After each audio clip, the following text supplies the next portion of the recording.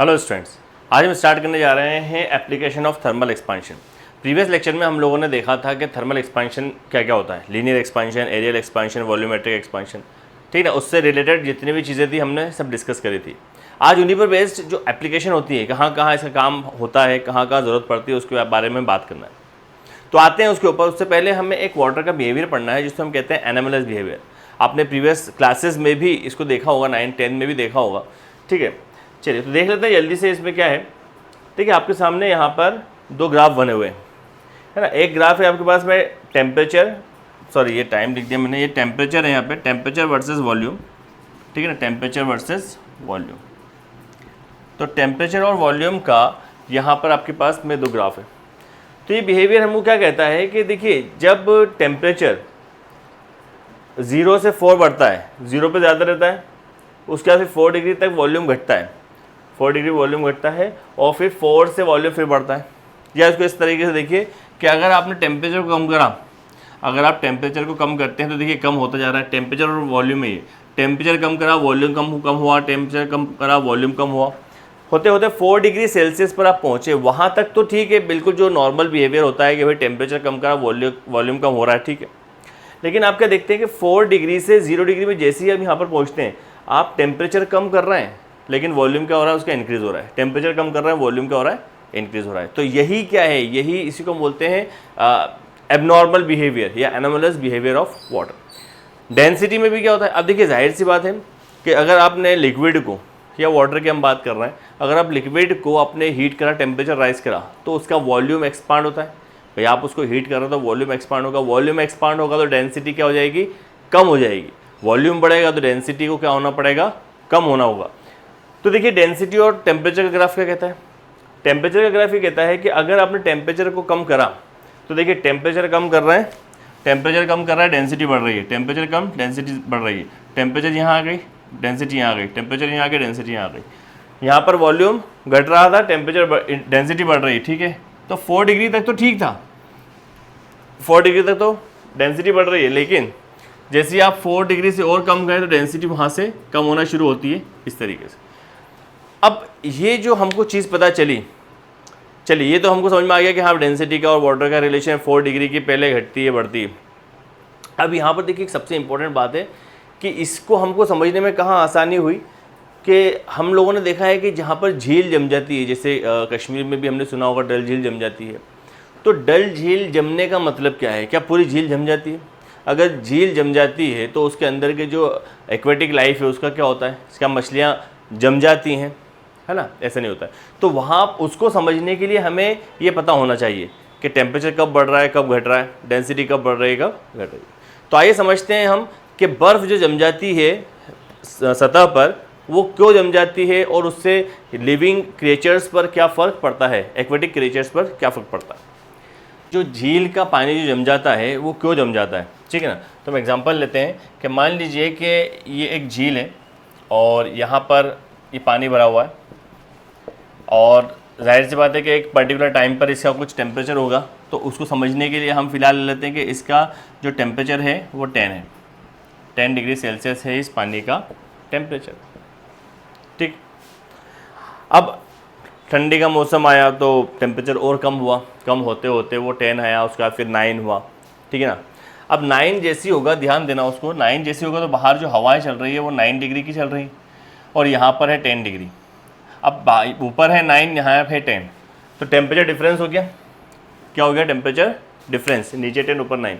हम जानते हैं हीट का फ्लो कहाँ होता है, higher temperature to lower temperature. तो यहाँ से हीट फ्लो होगी, यहाँ से हीट फ्लो होगी, कब तक फ्लो होगी, तब तक फ्लो होगी जब तक दोनों की सराउंडिंग की और ऊपर वाली लेयर का टेम्परेचर सेम ना हो जाए, मतलब 9 डिग्री तक। तो दोनों का 9 डिग्री हो गया। अब ये भी 9 डिग्री की हो गई, ये लेयर 9 डिग्री की हो गई, और बाहर एटमॉस्फेयर भी 9 डिग्री का था, ठीक है ना। चलिए 9 डिग्री का हो गया, और यहाँ पर जो पानी था वो कितने डिग्री का था, 10 का। सबसे स्टार्टिंग में हमने लिया, नीचे 10 का अभी भी। अब हमने क्या देखा कि 9 डिग्री का 10 डिग्री पे डेंसिटी कैसी है, कम है, 9 डिग्री पे डेंसिटी कैसी है, ज़्यादा है। मतलब ये जो पानी की लेयर है ये डेंस हो गई, भारी हो गई। अगर डेंसिटी ज़्यादा है 10 के मुकाबले में, इसकी कम है, इसकी ज़्यादा है, तो ये जो पानी है भारी वाला, ये पानी कहाँ रहना चाहेगा, जाहिर सी बात है नीचे आएगा। ज़्यादा डेंस है तो। और ये जो पानी है 10 डिग्री का, ये कहाँ चले जाएगा, ऊपर चले जाएगा। मतलब अब ये 9 का तो पानी नीचे आ गया और अब ये वहाँ पर कितना हो गया, 10 डिग्री का पानी ऊपर पहुँच गया। अब ऊपर टेम्परेचर और गिरा, मान लो 8 हो गया। अब 8 हो गया तो यहाँ पर कितना हो गया, 8 डिग्री। फिर ये 10 से कहाँ पहुँचेगा, 9, 9 से फिर 8, फिर ये दोनों क्या हो जाएंगे, सेचुरेट हो जाएंगे, बराबर हो जाएंगे, सराउंडिंग के बराबर। अब 8 है, यहाँ पर 9 डिग्री का है, यहाँ पर 8 का है। अब देखिए हम फिर जानते हैं कि 8 डिग्री का डेंसिटी और ज़्यादा होती है 9 से, तो ये पानी यहाँ आ जाएगा, तो ये हो जाएगा 8 डिग्री का पानी, ये पानी ऊपर चले जाएगा, ठीक है ना। तो यहाँ पर जो भी पानी है नीचे 9 का था, तो मान लो यहाँ पर 9 का हो गया। अब टेम्परेचर और कम हुआ, अब इस तरीके से टेम्परेचर कम होते होते 6 का होगा, तो ये 6 का हो जाएगा, ठीक है ना। फिर पानी नीचे आ जाएगा 6 का, फिर 5 का होगा तो 5 का टेम्परेचर हो जाएगा, वो नीचे आ जाएगा। इस तरीके से होते होते 4 डिग्री तक पहुँच गया, 4 डिग्री तक सारा पानी पहुँच गया, सब तरफ पानी 4 डिग्री का हो गया, ठीक है। अब और टेम्परेचर गिरा, टेम्परेचर बाहर गिरते गिरते हो गया मान लो 3 डिग्री सेल्सियस, बाहर टेम्परेचर और गिरा 3 डिग्री सेल्सियस का हो गया। अब 3 डिग्री सेल्सियस का हुआ तो फिर हीट का ट्रांसफर हुआ, तो ये कितना हो गया 3 डिग्री सेल्सियस का। अब ये 3 डिग्री सेल्सियस का पानी है और नीचे 4 डिग्री का है, क्या 3 डिग्री वाला पानी भी नीचे जाएगा, सोचने वाली बात। क्या 3 डिग्री वाला पानी, भाई अभी तक तो ये हो रहा था, लेकिन हमने यहाँ पर ये देखा कि 3 डिग्री का जो पानी है उसकी डेंसिटी 4 से कम है, डेंसिटी 4 से कम है, इसका मतलब है कि थोड़ा हल्का होगा, 4 के मुकाबले हल्का होगा। तो ये जो 4 है ये हल्का है, तो ये पानी इसके नीचे नहीं आ पाएगा, ये पानी कहाँ आएगा, यहाँ आएगा। क्यों, क्योंकि 4 का तो डेंस है ना, 4 का तो सबसे ज़्यादा डेंसिटी 4 पे ही है, तो उसके कम 3 है, तो ये पानी यहाँ पर तो नहीं आएगा, यहाँ पे आएगा। अब क्या होगा, यहाँ पर जो पानी गया, मान लो यहाँ पर 4 डिग्री का पानी पहुँच गया नीचे से ऊपर। अब यहाँ पर हवा फिर हो गई, तो 2 डिग्री सेल्सियस का टेम्परेचर हो गया, तो ये जो हो गया 2 डिग्री, अब ये गिर के कहाँ आएगा, अब ये होगा 2 डिग्री सेल्सियस, ये हो जाएगा 1 डिग्री सेल्सियस, और ये हो जाएगा इस तरीके से 0 डिग्री सेल्सियस। और 0 डिग्री सेल्सियस पर आपको बर्फ़ जमती हुई दिख जाएगी, और नीचे 4 डिग्री सेल्सियस का पानी हमेशा रहेगा, और वहीं पर वो एक्वेटिक लाइफ उनकी कंटिन्यूस रहेगी। अब सवाल उठता है कि अगर ये टेम्परेचर को बाहर में रिलीज़ कर रहा है, तो मान लो यहाँ पर टेम्परेचर मान लो 5 डिग्री सेल्सियस भी गया, तो क्या ये हीट इसको रिलीज़ करते करते क्या ये पूरी झील जम जाएगी? नहीं, ऐसा नहीं होता है। यहाँ तक ठीक है, क्योंकि अगर ये लेयर जम गई बर्फ़ की, तो बर्फ़ की लेयर जो है, बर्फ़ जो होता है वो हीट का बैड कंडक्टर होता है, वहाँ से हीट बहुत ही कम पास हो सकती है, ठीक है ना। तो इस कारण से कंजर्व रहती है, तो अंदर पानी आपका 4 डिग्री तक रहता है, जहाँ पर सारे मछलियाँ और एक्वेटिक लाइफ रहती है एक जैसी, ठीक है। तो ये हो गया आपका एनोमलस बिहेवियर ऑफ वाटर, ठीक है। चलिए अब हम आगे लेते हैं इसमें एप्लीकेशन ऑफ थर्मल एक्सपेंशन। पहले देखना है बायोमेट्रिक स्ट्रिप,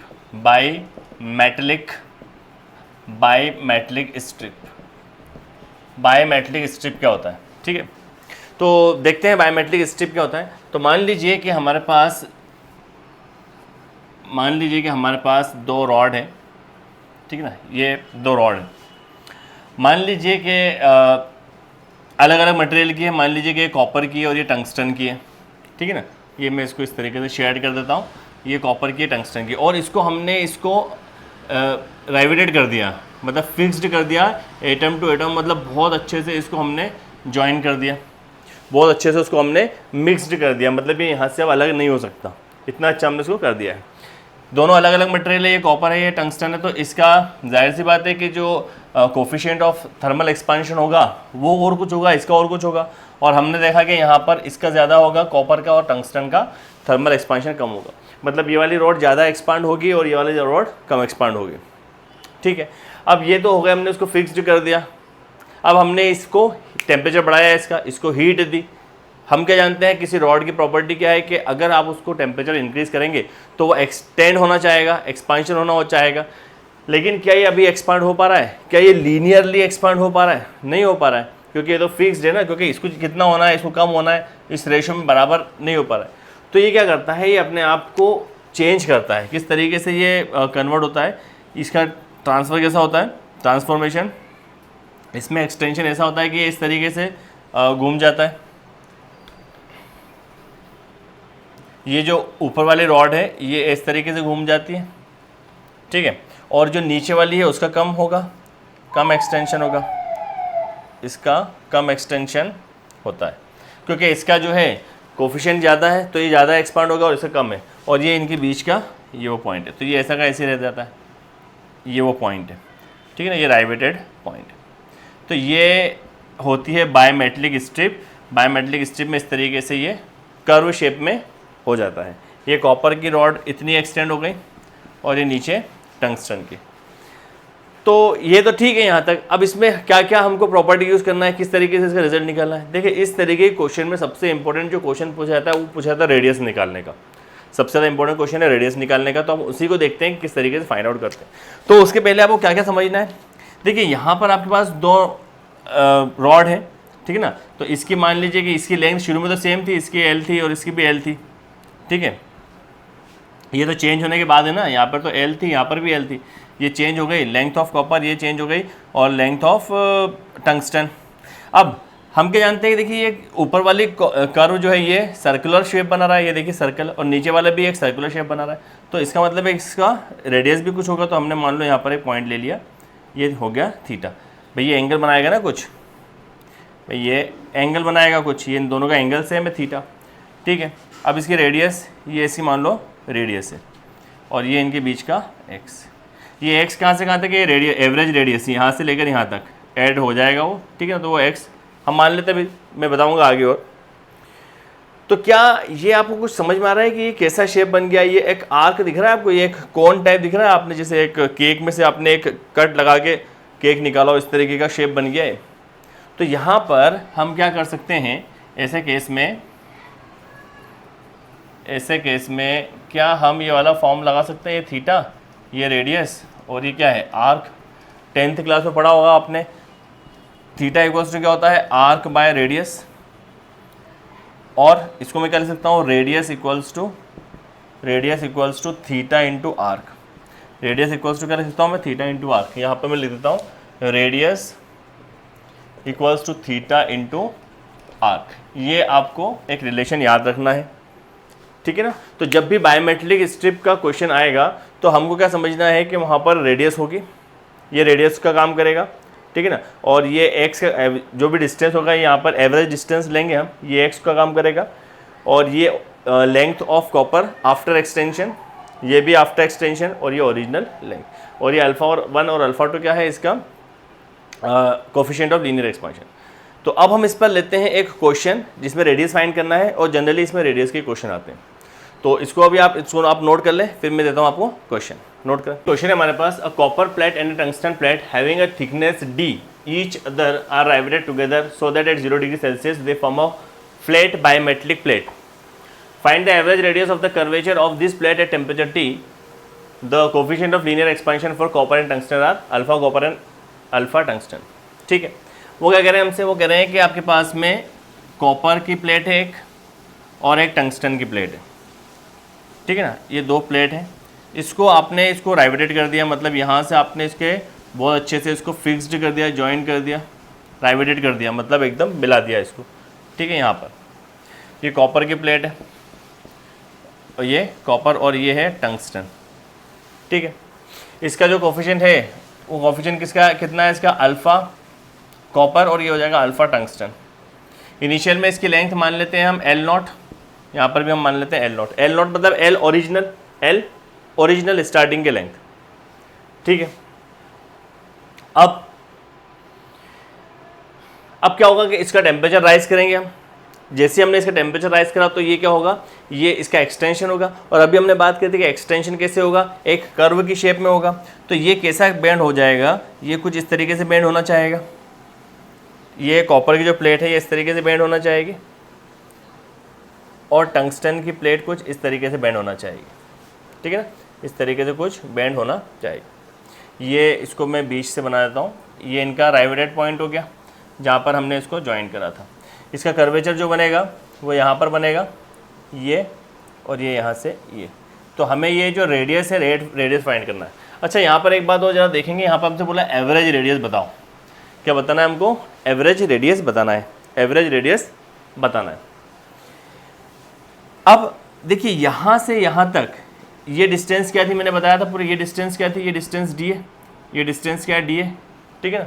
तो एवरेज डिस्टेंस क्या हो जाएगी, देखिए एवरेज डिस्टेंस होती है ये जो रॉड है इसका मिड पॉइंट और ये जो रॉड है इसका मिड पॉइंट, इन दोनों मिड पॉइंट के बीच में आपको जो डिस्टेंस निकालना है वो क्या हो जाएगी, उसकी एवरेज डिस्टेंस हो जाएगी। तो अगर एवरेज रेडियस की बात कर रहे हैं मतलब ये वाली रॉड का मिड पॉइंट जो कि कितना है, ये d/2, तो ये भी कितना हो जाएगा d/2, भाई ये भी d/2 और ये ऊपर वाला भी d/2। और यहाँ पर भी इसी तरीके से अगर मैं बना दूँ तो नीचे वाला पॉइंट ये भी कितना d/2 ये डिस्टेंस, और ये डिस्टेंस भी कितनी d/2। कुछ बात समझ में आ रही है? तो ये इतने सारे लिखने के बजाय मैं एक एक लिख रहा हूँ अभी ना, ये इसका आधा पार्ट लिखा है मैंने और इसका आधा पार्ट लिखा है ताकि समझ में आ जाए। और इसको हम मान लेते हैं r, ये है रेडियस यहाँ से यहाँ तक, और ये जो है आपके पास में ये क्या है, ये एक्सटेंड होने के बाद लेंथ है, लेंथ ऑफ कॉपर, और ये है आपके पास ये वाली रॉड जो है ये आ जाएगी लेंथ ऑफ टंगस्टन। ये L0 मतलब ये ओरिजिनल है, इसमें कुछ एक्सटेंशन हुआ ना तो वो बदल गई, बदल के LC लिख दिया हमने उसको और ये L टंगस्टन लिख दिया। अब बात करते हैं हम कि इसकी एवरेज लेंथ क्या हो जाएगी, तो average length of copper plate, average length of copper plate. अब देखिए कॉपर प्लेट में जो एक्सटेंड होने के बाद की बात कर रहे हैं, एक्सटेंशन होने के बाद की क्या लेंथ हो जाएगी, तो इसका फॉर्मूला हम जानते हैं, थर्मल एक्सपांशन में हमने पढ़ा था। इसको हम लिख सकते हैं जितनी बड़ी ये लेंथ लेना, change in length equals to original length 1 plus alpha into delta T, और ये अल्फ़ा क्या है, अल्फ़ा कॉपर है ना, उसका कोफिशिएंट, फर्स्ट रिलेशन, ये फॉर्मूला है, अच्छे से पढ़ा हम लोगों ने। उसके बाद में average length of tungsten, average length of tungsten plate, tungsten plate क्या हो जाएगी LT, इसको हम क्या लिख सकते हैं L0 1 plus alpha tungsten into delta T, ये रिलेशन नंबर 2 बोल देते हैं इसको।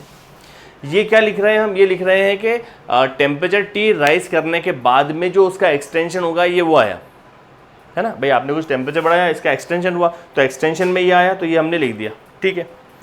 अब अगर मैं लिखूँ average radius of copper plate, average radius of copper plate, मुझे एवरेज रेडियस बताएं कॉपर प्लेट की, तो वो क्या हो जाएगी एवरेज रेडियस। देखिए कॉपर प्लेट की रेडियस मतलब ये यहाँ तक ये वाला पॉइंट है ना, और ये वाला पॉइंट सॉरी ये यहाँ पर R जो है ना वो R यहाँ तक यहाँ से रहेगा, ये R रहेगा यहाँ से, ये एवरेज रेडियस बताना, तो इन दोनों की एवरेज रेडियस यहाँ से आएगी, इन दोनों का मिड पॉइंट ये, तो ये रेडियस यहाँ से यहाँ तक रहेगी, तो ये R। तो average radius of copper plate अगर हम बात करें तो इसको मैं क्या लिखूँगा R प्लस D/2, ठीक है ना। कॉपर प्लेट की देखिए ना, कॉपर प्लेट की जो रेडियस रहेगी वो यहाँ से मेजर करना है हमको, यहाँ से, तो ये यहाँ से यहाँ तक R, यहाँ से यहाँ तक R, और ये कितना है D/2, तो R प्लस D/2। उसके बाद एवरेज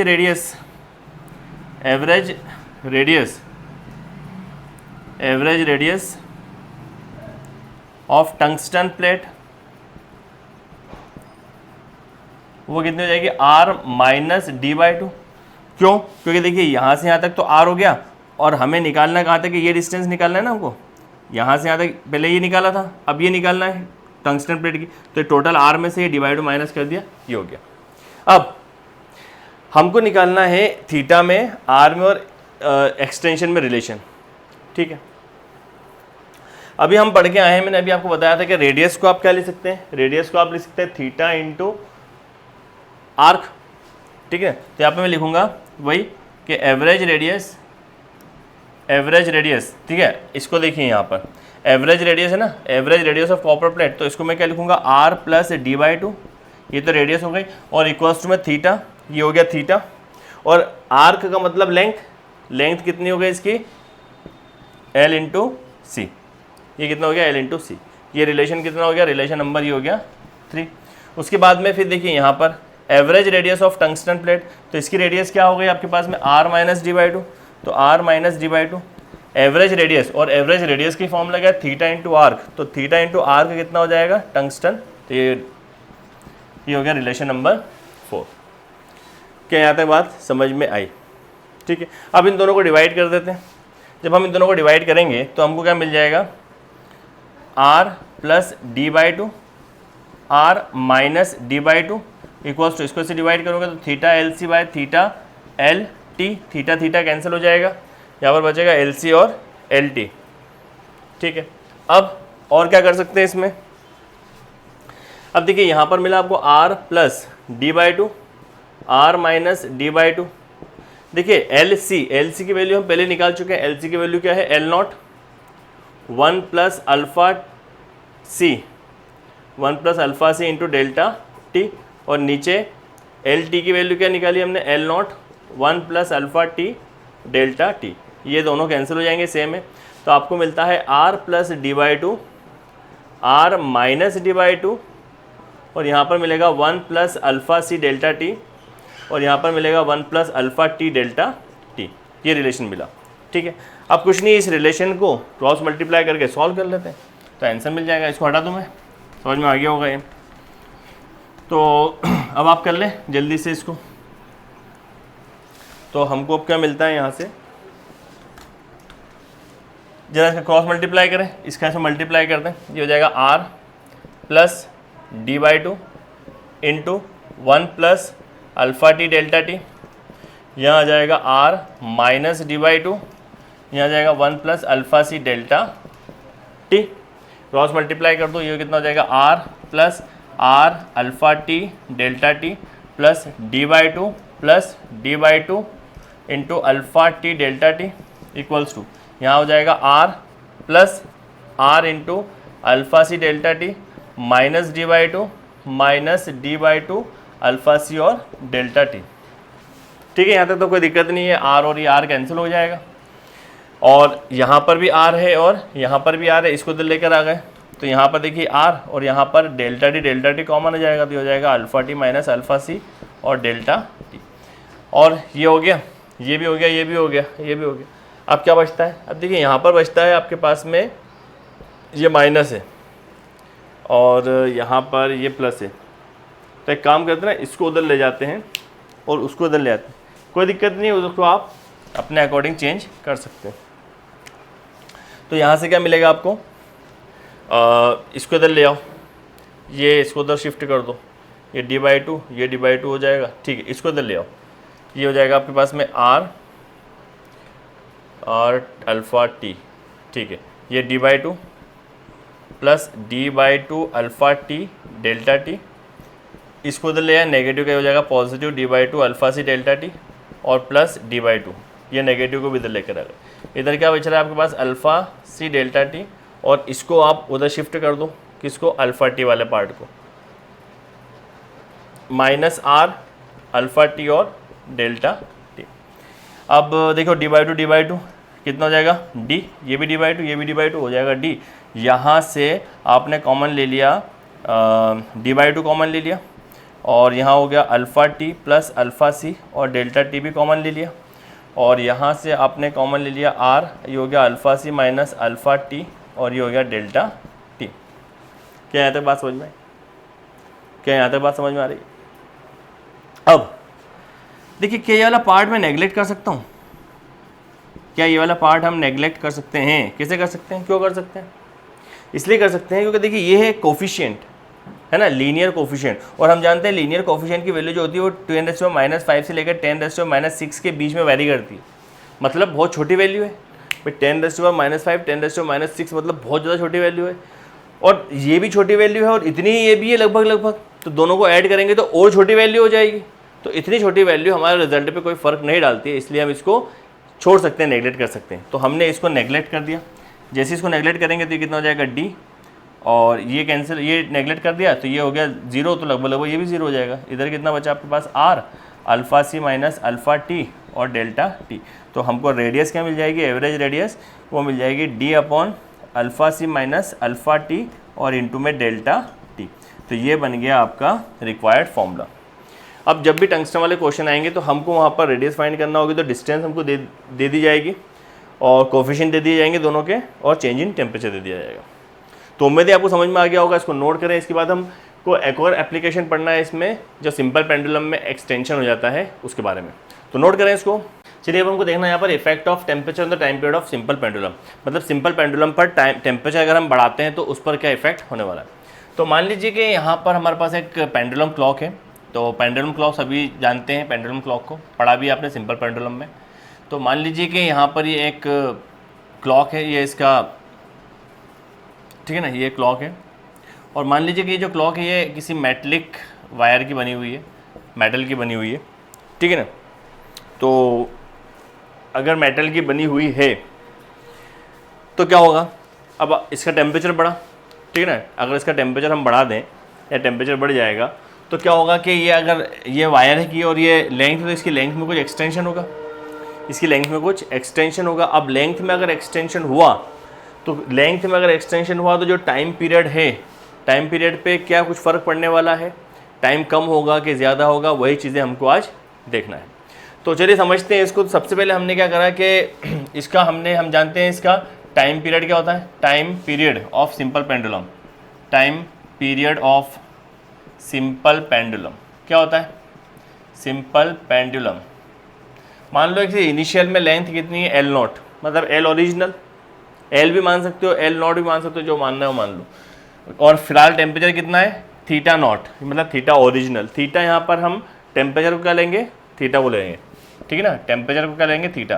क्यों, क्योंकि टाइम पीरियड में हम टी यूज़ कर रहे हैं ताकि कन्फ्यूज़न ना हो, इसलिए टी। तो हम फॉर्मूला जानते हैं टाइम पीरियड का, 2π√L नॉट बाय जी। यहाँ पर जी क्या है, जी क्या बता रहा है, ग्रेविटी को बता रहा है, जी क्या बता रहा है यहाँ पर, ग्रेविटी को बता रहा है। चलिए, तो ये हो गया आपके पास फर्स्ट रिलेशन। ये काय का रिलेशन है, नॉर्मल टेम्परेचर पे, एक थीटा नॉट टेम्परेचर पे है ये, अरे हाँ, तो टेम्परेचर कितना हो गया 2π और ये हो जाएगा L नॉट बाय जी, ठीक है। अब टेम्परेचर राइज करा, जब आपने टेम्परेचर बढ़ाया तब क्या होगा, लेंथ में एक्सटेंशन होगा, तो उसका टाइम पीरियड कुछ बदल जाएगा, लेंथ में एक्सटेंशन हो गया तो टाइम पीरियड अब कितना हो गया, ये हो गया L और ये हो गया G, है ना। इसको मैं लिखता हूँ एट टेम्परेचर थीटा नॉट और ये हो गया एट टेम्परेचर थीटा। ये हमने बढ़ा दिया टेम्परेचर, थीटा नॉट को बढ़ा दिया हमने, नॉट मतलब ओरिजिनल और ये थीटा। तो क्या चेंज आ रहा है हम देखते हैं। तो हमने एक काम करा, ऐसा फ्रैक्शनल चेंज निकालना चाहते हैं तो हमने एक काम करा, इसको डिवाइड कर दो, टी नॉट बाई टी कर दो। तो इसको जब इससे डिवाइड करोगे, इससे इसको डिवाइड करोगे तो 2π और 2π तो कैंसिल हो जाएगा। यहाँ पर क्या मिल रहा है आपको, ये ऊपर जाएगा तो L बाय जी इंटू इसको डिवाइड करोगे तो यहाँ आ जाएगा G बाय L नॉट, ठीक है ना। ये G और G कैंसिल हो जाएगा, ये हो जाएगा T dash by T equals to under the root, ये हो जाएगा L बाय L नॉट। ये एक रिलेशन हो गया आपके पास में, ठीक है। अब देखिए, हम जानते हैं कि इनिशियल लेवल पर इसकी लेंथ क्या थी, L नॉट थी। जब हमने इसे टेम्परेचर बढ़ाया तो इसकी लेंथ में एक्सटेंशन हुआ, और लेंथ में एक्सटेंशन किस तरीके से होता है, फॉर्मूला हम जानते हैं कि लेंथ में एक्सटेंशन, ये extension equals to original length और 1 प्लस अल्फ़ा थीटा। यहाँ पर थीटा क्या है, थीटा ओरिजिनल वाला, ये फॉर्मूला होता है ना, length original 1 plus alpha theta original वाला। तो क्या यहाँ पर मैं इस L की प्लेस पर इसको लिख सकता हूँ, तो लिख सकते हैं इसको, ये हो जाएगा T डैश बाई टी, ये हो जाएगा आपके पास में L की प्लेस पर L not 1 plus alpha theta not divided by L not. L not और L नॉट कैंसिल हो जाएगा, तो यहाँ पर आपको क्या मिलता है, यहाँ पर हमको मिलता है T dash by T equals to under the root 1 plus alpha theta not, क्या मिलता है 1 प्लस अल्फ़ा थीटा नॉट। और क्या लिख सकते हैं इसको, T डैश बाई टी, क्या इसको मैं ऐसा लिख दूँ 1 plus alpha theta not raised to the power 1/2, ठीक है। क्या इसको मैं ऐसा लिख दूँ, क्या इसको मैं ऐसा लिख दूँ T dash by T equals to 1 plus 1/2 alpha theta not. अब यहाँ पर थोड़ा सा आपको ध्यान देना है ना, बच्चे जनरली इसमें कंफ्यूज हो जाते हैं। तो कन्फ्यूजन वाली बात नहीं, आपने काफ़ी बार पढ़ लिया होगा। देखिए ये क्या है, बाइनोमियल एक्सपांशन। इसको आप बाइनोमियल एक्सपांशन की तरह देखो, 1 प्लस एक्स की पावर n, तो इसको आप क्या लिख सकते हो 1 प्लस एन एक्स, क्या लिख सकते हो इसको 1 प्लस एन एक्स। लेकिन क्या सबको लिख सकते हैं, नहीं, सबको नहीं लिख सकते। इसकी एक कंडीशन होती है। क्या कंडीशन होती है, ये जो x है, ये जो x है, ये x से मच लेस देन होना चाहिए, 1 से बहुत ज़्यादा छोटा होना चाहिए। अगर बहुत ज़्यादा छोटा है तो हम इसको लिख सकते हैं 1 प्लस एन एक्स। अब वो पूरी कहानी है कि ऐसा क्यों कर सकते हो, पूरा बाइनोमियल थ्योरम का मामला है, आप तो भी ये याद रखें। तो क्या हमने इसको ऐसा लिखा, क्या हमने इसको लिख दिया कि ये जो पावर है, पावर को आगे लगा दिया, तो क्या ऐसा लिख सकते हैं, क्या ये 1 से छोटा है, बिल्कुल है भाई। ये क्या है, ये लीनियर कोफिशिएंट है। अल्फ़ा क्या है, अल्फ़ा क्या है इसका, इस वायर का अल्फ़ा क्या है, अल्फ़ा लीनियर कोफिशिएंट है। लीनियर कोफिशिएंट है, मतलब इसकी जो वैल्यू होगी वो 10⁻⁻4 से 10⁻5 के बीच में वेरी करती है, मतलब बहुत छोटी वैल्यू है। तो देखिए कितनी छोटी वैल्यू जाएगी, अल्फ़ा ये और कुछ टेम्परेचर होगा, जो भी टेम्परेचर होगा 20-30 का, तो उसमें मल्टीप्लाई करेंगे तो बहुत छोटी वैल्यू आएगी। तो ये छोटी वैल्यू है, इसका मतलब आप डायरेक्ट इसको इस तरीके से लिख सकते हैं, इतना समझ लो आप। चलिए अब क्या करना है, इसको इधर लेकर आ जाओ, T'/T -1 = 1/2 अल्फ़ा थीटा नॉट। ये कितना हो जाएगा, T'-T/T = 1/2 अल्फ़ा थीटा नॉट। ठीक है, अब ये क्या है, T'-T क्या है, चेंज इन टेम्परेचर।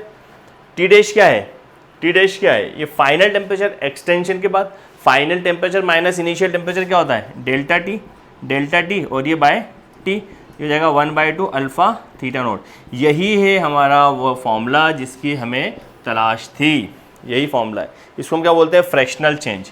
ये डेल्टा T/T को क्या बोलते हैं हम, फ्रैक्शनल चेंज, फ्रैक्शनल चेंज। अब यहाँ से हमें जो चेंज इन टेम्परेचर अगर निकालना है, चेंज इन टाइम पीरियड निकालना है, तो डेल्टा टी इक्वल्स टू कितना हो जाएगा, 1/2 into alpha into theta naught into ये ओरिजिनल टाइम। ये बन गया आपका फॉर्मूला। ठीक है, अब यहाँ पर आप लिखेंगे ये डेल्टा टी और ये आप टाइम पीरियड हो जाएगा। ठीक है, तो ये आप इसको नोट करें। और इसमें एक दो बातें हैं, चलिए इसको रब कर देता हूँ मैं। तो ये फॉर्मूला आपको मिल गया।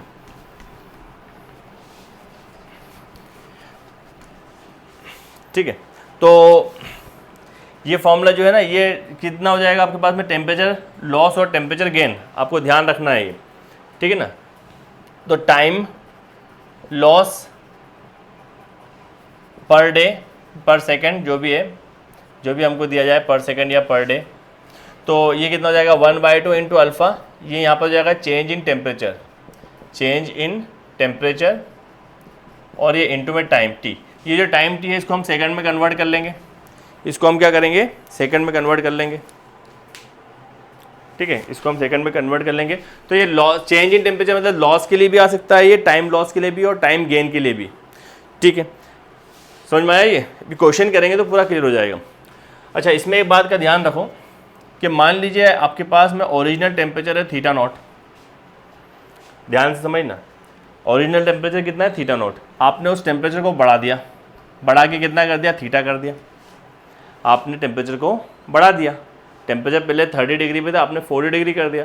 तो जब आपने टेम्परेचर बढ़ाया तो पहले उसका जो टाइम पीरियड टी था, वो टाइम पीरियड क्या हो जाएगा, बढ़ जाएगा। टाइम पीरियड क्या हो जाएगा, बढ़ जाएगा।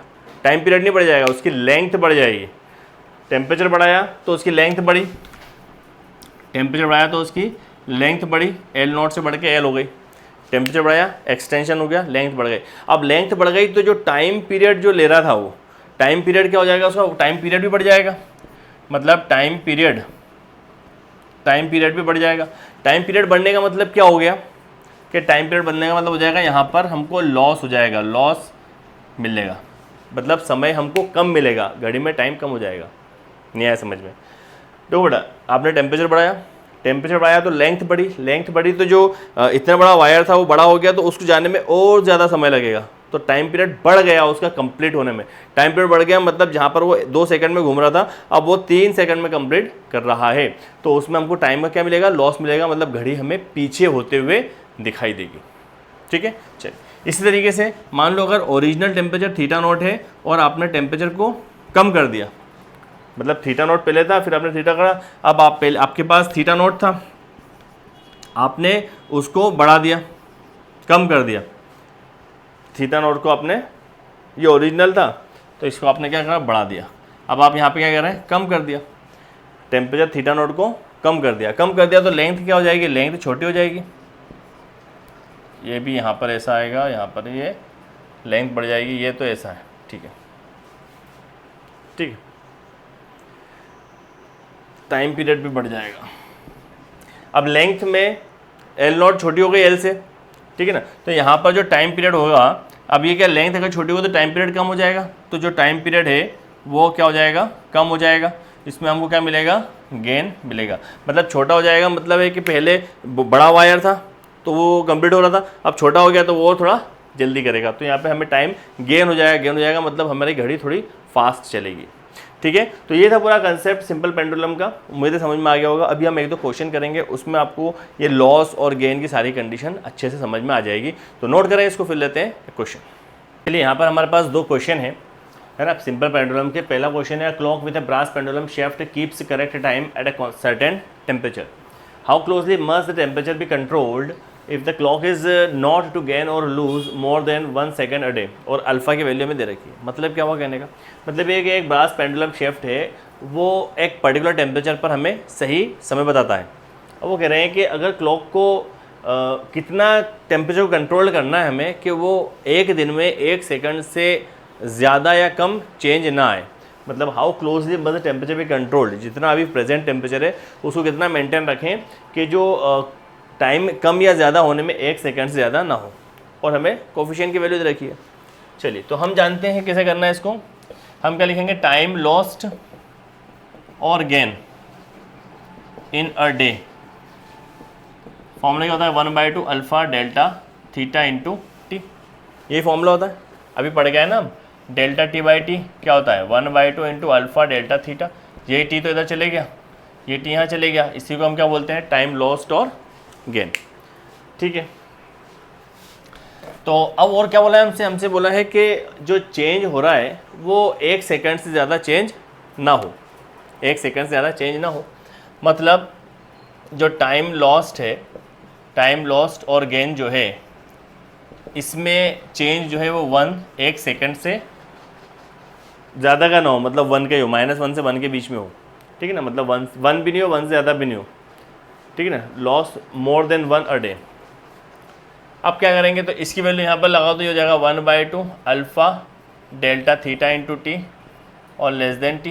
ये मॉड हटा दो चाहो तो, ठीक है ना, क्योंकि सब पॉजिटिव क्वांटिटी है, यही पॉजिटिव, ये भी पॉजिटिव, ये भी पॉजिटिव, ये तो हम निकाल लेंगे। तो डेल्टा थीटा कितना हो जाएगा, ये हो जाएगा आपके पास में, ये 1 है, तो ये हो जाएगा 2/अल्फ़ा डेल्टा, ये हो जाएगा टी। तो ये कितना हो जाएगा, डेल्टा थीटा, ये कितना हो जाएगा 2, अल्फ़ा की वैल्यू कितनी है आपके पास में, 2 × 10⁻⁻5, और टी, ये टी क्या है, ये टी टाइम है सेकंड में। एक 1 आवर को आप अगर सेकंड में कन्वर्ट करेंगे तो कितना हो जाएगा, तो ये हो जाएगा 86400, है ना, 86400 सेकेंड। ठीक है ना, इतना हो जाएगा ये टाइम पीरियड, 2 × 10⁻⁵ 86400 सेकेंड में। तो ठीक है, ये कैंसिल हो जाएगा, तो डेल्टा थीटा लेस देन, अभी क्या हो जाएगा, इसको ऊपर पहुंचा दो आप 10⁻5, और नीचे कितना हो जाएगा 8, ये हो जाएगा 86400। तो डेल्टा थीटा कितना मिलेगा आपको, इसको मैं ऐसा लिख सकता हूँ 10⁻5 डिवाइडेड बाय 8.6400 इंटू 10⁻4, इससे कैंसिल हो जाएगा। तो आपको क्या मिलेगा, डेल्टा थीटा लेस देन, ये हो जाएगा 10/8.6400। इसको जब आप कैलकुलेट करेंगे तो आपको टेम्परेचर मिलेगा डेल्टा थीटा लेस देन 1.54 पर डिग्री सेल्सियस के समथिंग, इसका आपको रिजल्ट मिल जाएगा। तो इसको आप कैलकुलेट कर लेना चाहो तो इस तरह का ये आंसर हो जाएगा। तो इस तरीके से क्वेश्चन हो गया। ठीक है, तो समझ में आ गया होगा आपको, नोट करें, फिर हम लेते हैं सेकंड क्वेश्चन। चलो सेकंड क्वेश्चन देखते हैं। सेकंड क्वेश्चन हमसे क्या कह रहा है कि सेकंड क्वेश्चन हमसे कह रहा है, एक पेंडुलम क्लॉक है जो कि लूज़ करती है 12 सेकंड अ डे, एक दिन में 12 सेकंड का टाइम लूज़ करती है। अगर टेम्परेचर आपने उसका बढ़ा दिया 40 डिग्री, टेम्परेचर अगर उसका हो गया 40 डिग्री पे, and goes fast by 4 second a day, और एक और घड़ी अगर, और वही घड़ी 4 सेकंड ज़्यादा समय बताती है, फास्ट चलती है, फास्ट चलने लग जाती है। ठीक है ना, if the temperature is 20 degree Celsius, find the temperature at which the clock will show correct time. तो हमको बताना है कि किस टेम्परेचर पे जो क्लॉक है वो करेक्ट टाइम बताएगी, and the coefficient of linear expansion of the metal of the pendulum shaft, और हमें कोफिशिएंट भी बताना है। ठीक है, चलिए तो शुरू करते हैं इस क्वेश्चन को। सबसे पहले हमें क्या लिखा है, हमें बोला है कि pendulum clock loses 12 second a day. तो टाइम लॉस्ट पर डे क्या फॉर्मूला है, 1/2। पहले तो हम एक लिखते हैं कि उसका ओरिजिनल टेम्परेचर कितना है। तो लेट टेम्परेचर टी, ऐसा लिखता हूँ, let clock shows correct time at temperature T, मतलब एक पर्टिकुलर टेम्परेचर टी पर वो करेक्ट टाइम बता रही है, ये पहले हमको पता होना चाहिए। फिर हमने क्या कहा कि टाइम लॉस्ट है ना, यहाँ पर क्या टाइम लॉस हो रहा है, तो टाइम लॉस्ट पर डे, ठीक है, time lost in second, time lost in second per day. Formula क्या हो जाएगा 1/2 alpha delta theta into T. Time lost in second per day, कितना सेकेंड में लॉस हो रहा है, 12 सेकेंड का लॉस हो रहा है, 12 सेकेंड का। अब यहाँ पर जरा ध्यान देना है, 1/2 इंटू अल्फा, अल्फा फाइंड करना है। देखिए अभी हमने बात करी कि यहाँ पर टाइम लूज हो रहा है, टाइम लूज हो रहा है मतलब ये जो टेम्परेचर है, तो टेम्परेचर का क्या रिलेशन होगा, टाइम लूज हो रहा है मतलब टेम्परेचर का क्या रिलेशन है। तो हमने बात करी थी कि जब हम उसको हीट देंगे तो टेम्परेचर बढ़ाएंगे, टेम्परेचर बढ़ेगा तो एक्सटेंशन बढ़ेगा, एक्सटेंशन बढ़ेगा तो उसमें उसका जो मोमेंट स्लो हो जाएगा, ठीक है ना, मोमेंट स्लो हो जाएगा मतलब वहाँ पर हो जाएगा टाइम लूज। क्या हो जाएगा, टाइम लूज, मतलब यहाँ पर क्या हो जाएगा, टेम्परेचर क्या हो जाएगा, टेम्परेचर गेन, टेम्परेचर क्या हो जाएगा, गेन, याद रखना है, इंटू टी। जरा कंडीशन बना लो इसकी 12, 1/2 into alpha temperature gain. Temperature gain का मतलब क्या हो गया कि पहले कम पे था, उसका टेम्परेचर बढ़ा तब जाके 12 सेकेंड का लूज़ हुआ हमें, ठीक है ना, टेम्परेचर बढ़ाया तभी तो लूज़ हुआ।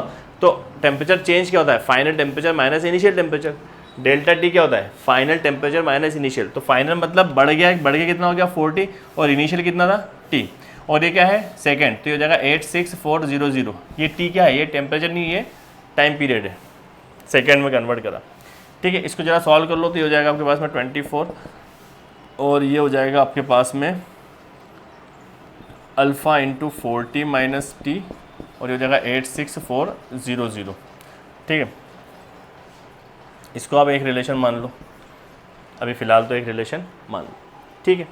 अब फिर वो क्या कह रहे हैं कि and goes fast by 4 second, तो यहाँ पर हम लिखेंगे time gain in second a day, एक दिन में उसका जो गेन हुआ है, तो उसके लिए भी फॉर्मूला तो ये लगेगा 1/2 alpha delta theta into T. Formula तो सभी के लिए ही है, गेन के लिए भी है, लॉस के लिए भी है।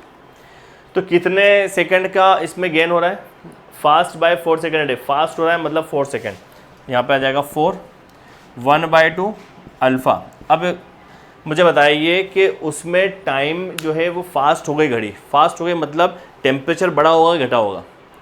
अभी मैंने बताया कि अगर आपने हीट दी, एक्सटेंशन हुआ, वायर बड़ा हो गया तो उसको ज़्यादा समय लगेगा मतलब टाइम लॉस्ट, मतलब टेम्परेचर बढ़ा। तो हमने लिखा कि फाइनल माइनस इनिशियल। इस बार क्या हो रहा है, इस बार हमें जो है गोज़ फास्ट, घड़ी फास्ट हो गई मतलब एक्सटेंशन कम हो गया, टेम्परेचर कम करा तो एक्सटेंशन कम हुआ, एक्सटेंशन कम होगा तो इसकी लेंथ कम हो गई, लेंथ कम हो गई तो ये थोड़ा जल्दी चलने लगा तो हमें टाइम फास्ट मिला। मतलब यहाँ पर हमको मिल रहा है टेम्परेचर लॉस, टेम्परेचर गिरा या टेम्परेचर ड्रॉप लिख दूँ मैं, टेम्परेचर ड्रॉप, ठीक है। और यहाँ पर क्या हो गया टाइम, तो ये हो जाएगा 4, ये हो जाएगा 1/2, ये हो गया अल्फ़ा। अब टेम्परेचर ड्रॉप कितना हुआ, तो ड्रॉप का मतलब क्या हो गया कि पहले कितना था टी था, ओरिजिनल टेम्परेचर कितना था टी, वहाँ से गिर के कितना हो गया वो 20 हो गया। यहाँ पर ध्यान रखना है, ये था 40 माइनस टी, टी माइनस 20, और टाइम ये क्या है टाइम सेकंड में, तो वो तो वही हो जाएगा 86400। इसको मान लेते हैं आप इक्वेशन नंबर 2, ये क्या हो जाएगी इक्वेशन नंबर 2। चलिए अब फर्स्ट और सेकंड को ऐड कर दो, इसको हटा दो, फर्स्ट और सेकंड इक्वेशन को आप ऐड कर दें जरा। फर्स्ट और सेकंड इक्वेशन को अगर आप ऐड करेंगे तो आपको क्या मिलेगा, ये कितना हो जाएगा, इसको मैं लिखता हूँ 8, ये हो जाएगा अल्फ़ा टी माइनस 20 86400, ये इक्वेशन नंबर 2 इसको मान लेता हूँ। On adding first and second, first और सेकंड को आप ऐड करें तो ये कितना हो जाएगा 12 + 8, ये 12 + 8, यहाँ पर अल्फ़ा 40 माइनस टी 86400 प्लस ये हो जाएगा अल्फ़ा टी माइनस 20 86400, ये कितना हो जाएगा 20, ये सॉरी 24 है ना, ये यहाँ पर 24 है, ये 24, तो ये कितना हो जाएगा आपके पास में 8 4 12 और ये हो जाएगा 32।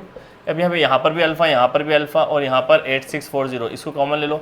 86400 अल्फ़ा कॉमन ले लिया, कितना बचा 40 माइनस टी और प्लस टी माइनस 20, ये बचा। ठीक है, यहाँ पर देखो टी और टी कैंसिल हो रहा है, टी और टी कैंसिल हो रहा है, तो यहाँ पर इसको हम क्या लिख सकते हैं, इसमें इक्वेशन यार मैंने लिखी नहीं है ना, इसको इक्वेशन को हमको नोट करके रखना है। इसकी जो इक्वेशन थी, फर्स्ट इक्वेशन याद रखना है 24 equals to alpha 40 minus T 86400, ये इक्वेशन नंबर 1 थी। और ये इक्वेशन नंबर 2 यहाँ पर लिख रहा हूँ मैं, ये है 8 equals to alpha T minus 20 और 86400, ये दूसरी इक्वेशन हो। तो क्या रब कर देंगे अभी हम इसको, तो ये नीचे आ जाएगा, ये कितना डालेंगे तो अल्फ़ा की वैल्यू हो जाएगी आपके पास में 32 डिवाइडेड बाय 86400 इंटू यहाँ आ जाएगा 20। ठीक है, अब आप इसको कैलकुलेट कर लेना। जब आप इसको कैलकुलेट करेंगे तो आपको वैल्यू मिल जाएगी 1.5 इंटू 10⁻⁻⁵ के अप्रॉक्स मिल जाएगी पर डिग्री सेल्सियस। ठीक है, तो ये तो हो गया आपका फर्स्ट वाले का रिलेशन। अब सेकंड वाले रिलेशन हमें क्या निकालना है, हमें इसी में निकालना है टेम्परेचर। टेम्परेचर निकालना है तो आपको कुछ नहीं करना है, फर्स्ट और सेकंड को डिवाइड कर दो। ये दोनों इक्वेशन मैंने यहाँ पे लिख दिए, ये हो गई फर्स्ट और सेकंड। ठीक है ना, ये तो आ गया आपके पास पहले वाले का आंसर, ये आ गया। अब दूसरे वाले में आपको उसको निकालना है, क्या निकालना है, टेम्परेचर निकालना है। तो इसको आपको डिवाइड कर लो आप, तो आप यहाँ पर कहेंगे डिवाइडिंग ऑन डिवाइडिंग